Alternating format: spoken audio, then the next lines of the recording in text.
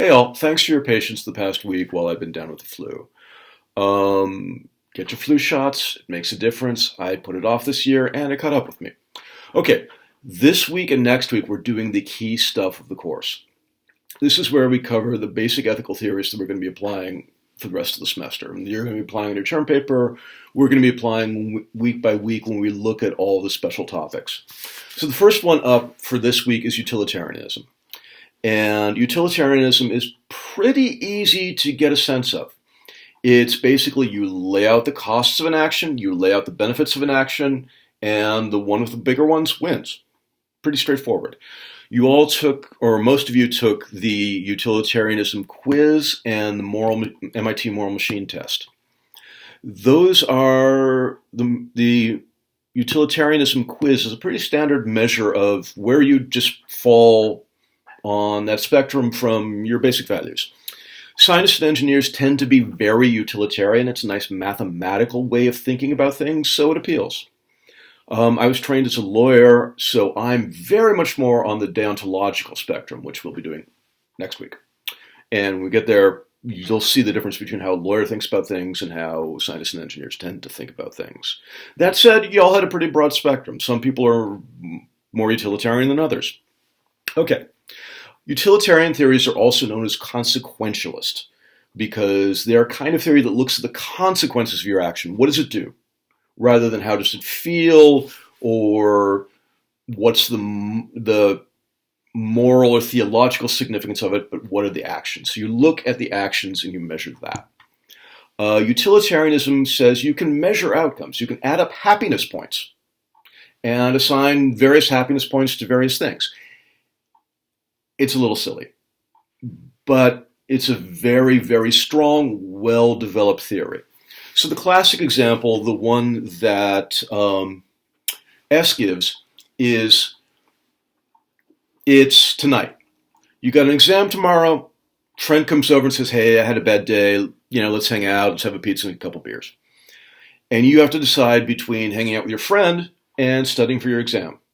So how does a utilitarian look at it? Well, they list all the benefits and costs on one side. Okay, if I party with my friend, I'm going to be a good friend. That's important to me. Call that a couple happiness points. I like pizza and I like beer, so that's a couple more happiness points. All right. Downside, I'm not going to be as prepared for the exam. I won't do as well. My grade in that class will be a little lower. My grade in my GPA will be a little low. My GPA will be a little lower. My job prospects might be a little tiny bit lower. And how do those net out, the pluses and the minuses? So it's a +1. Okay, what if I study? I'm not being a good friend. My friend's going to hate me and think I'm an ass. I'm going to miss out on pizza and beer and have like a microwave burrito while I'm studying at the kitchen table. That kind of sucks. So that's some negatives. On the positive side, I'll do well in the exam. I'll do well in the class. My GPA will be better. I'll get a better job. For the rest of my life, I'll be living in luxury instead of in a cardboard box. So let's call that 10 net happiness points. 10 is bigger than 2, so I'm going to study and tell my friend to go home. Utilitarian analysis. Very popular in the US and the UK, not nearly as popular everywhere else. Most other places in the world are either more deontological, Europe, or more given to virtue ethics, a lot of the rest of the world, particularly in Confucian societies. We'll get to that stuff next time. Two flavors of utilitarianism you need to know, and these are on the slides called Ethical Models 1. There's act utilitarianism and there's rule utilitarianism. Act utilitarianism is what we're trying to avoid in this class. That says every time I do a thing, I make my spreadsheet, I count up the pluses and minuses, and I net them out. Pizza and beer versus studying tonight, do the math. Pizza and beer versus studying next week, do the math. Deciding whether or not to call my grandma on the weekends or clean the house, do the math. So every time you do a thing, you have to do the math. And that does not meet our criteria for a good ethical theory. We said a good ethical theory is something where you don't have to invent the wheel every single time. So act utilitarianism, not great. Rule utilitarianism says you come up with some general rules, you do the math for those, and you apply them. So rather than an algorithmic method, which is more act. This is more heuristic.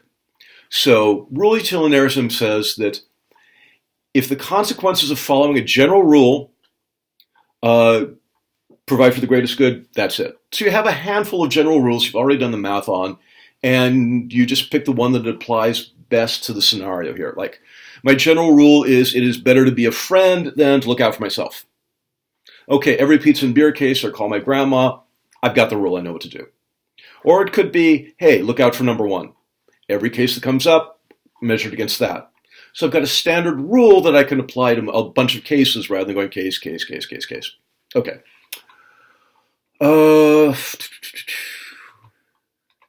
That is basically it for the intro to utilitarianism. You'll notice on your score results, y'all were really pretty utilitarian, more than me.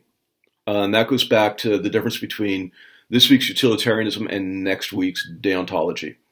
So focus on this stuff. If you've got questions, bring them to the forum. I'm getting caught up. I will be looking at the forum, answer each other's questions on the forum.